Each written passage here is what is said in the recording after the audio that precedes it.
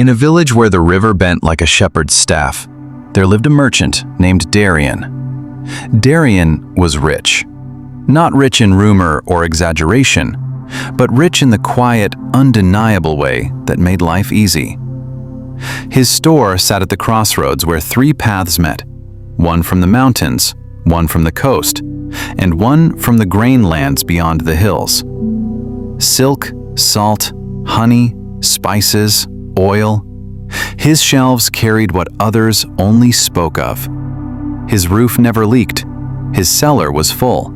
His table was wide, and his doors were open. The villagers respected him, but more than that, they depended on him. Children greeted him by name. Elders trusted his scales. His wealth was steady, rooted, unquestioned. Then one summer, a man arrived from the city.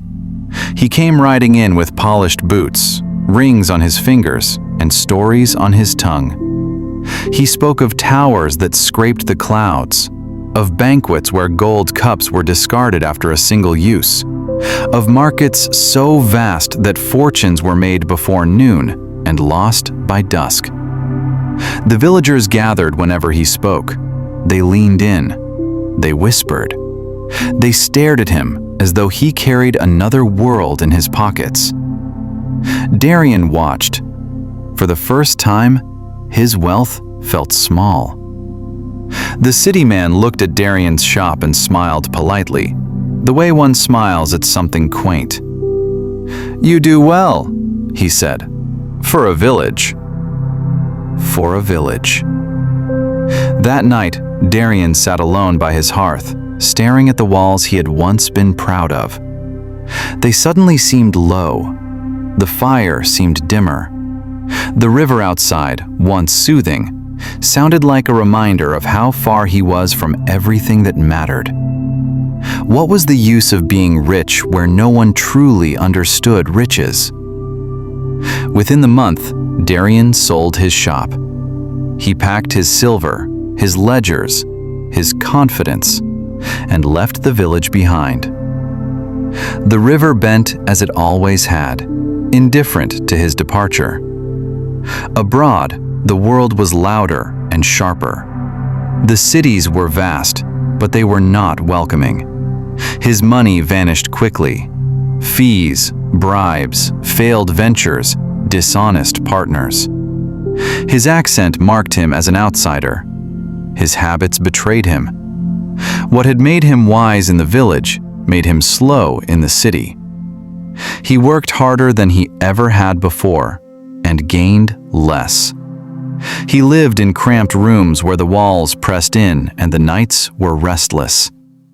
He ate poorly. He slept lightly. Each morning brought a new worry, and each evening closed with the same thought. I was richer than this once. Years passed. His clothes wore thin. His hands, once steady with trade, shook with fatigue. He had traveled far, but nowhere felt like home. One evening, in a narrow market street far from the river he had known, Darian stopped at a small stall to buy bread. An old woman stood there, selling grain and candles. Her back was bent, her hands weathered, her eyes calm. She looked at him for a long moment. "You have the look of a man who once had enough," she said. Darian stiffened. "You know nothing of me." She smiled gently. "I know that hunger is not always in the stomach." Something in her voice undid him. He stayed. She told him a story. "In the mountains," she said, "there is a lake so clear you can see the bottom.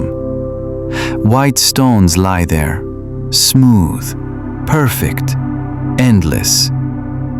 A traveler once saw them and began to gather them. One stone, then another. He piled them on the shore, but each time he surfaced, he saw more below. So he kept diving, again and again. even when his breath shortened, even when the cold numbed his limbs. She paused. They found him the next morning, drowned in the shallows. Beside him was a pile of stones more than any man could carry. But his hands were still reaching. The lake was full, yet he died thirsty. The market noise faded around them. The problem, the old woman said softly, was never the lack of stones. It was that he could no longer see the shore. She handed Darian his bread and candle and turned away, disappearing into the crowd as though she had never been there. That night, Darian did not sleep. He saw his village, the river, his wide table, the laughter he had mistaken for smallness. He understood, at last, that he had not traveled in search of more. He had fled from contentment, ashamed of it because others did not applaud it. By morning, his decision was made. Darian returned home, poorer in coin, but richer in sight. He rebuilt a smaller shop. He listened again to the river. He noticed again the warmth of the hearth, the fullness of a shared meal, the quiet dignity of enough. And this time, when travelers from the city passed through and spoke of grander things, Darian smiled kindly and did not follow.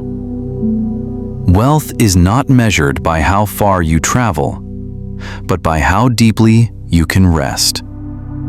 A man who despises abundance because it is quiet will chase noise until it consumes him. The greatest loss is not falling from riches, but abandoning enough in search of applause.